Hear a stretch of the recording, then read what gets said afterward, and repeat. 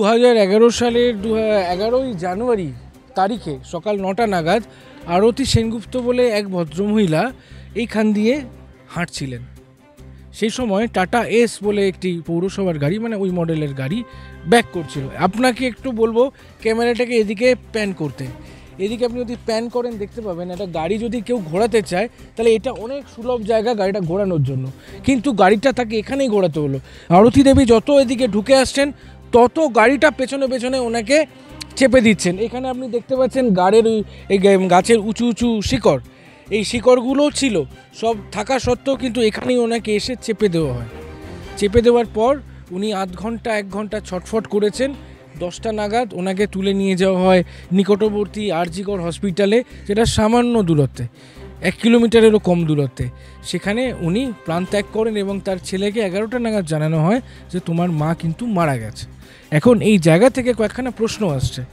1 নম্বর প্রশ্ন সেটা হচ্ছে যে গাড়িটা এইখানে কেন ঘোরাতে হলো, ওখানে কেন নয়, প্রাসঙ্গিক। 2 নম্বর কথা হচ্ছে আচ্ছা উনি মারা যাওয়ার পরে আপনার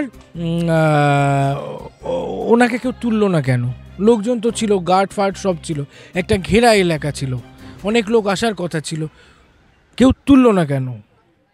3 নম্বর প্রশ্ন হচ্ছে তার একটা রাজনৈতিক পটভূমি ছিল এবং যেই ব্যক্তি এই টোটাল কর্মকাণ্ডের জন্য দায়ী তার নাম হচ্ছে মোহাম্মদ তারা ওরফে তারাপদ রায়।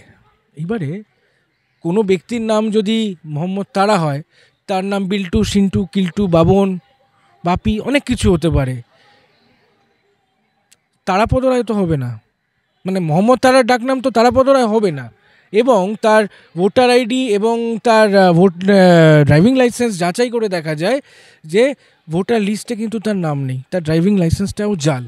আমরা সন্দেহ করছি বাংলাদেশ থেকে কোনো জঙ্গিকে ইম্পোর্ট করে একেবারে কায়েমি স্বার্থ চরিতার্থ করতে কিছু লোক একটা ভাড়াটে খুনিকে দিয়ে এই ভদ্রমহিলাকে খুন করিয়েছে।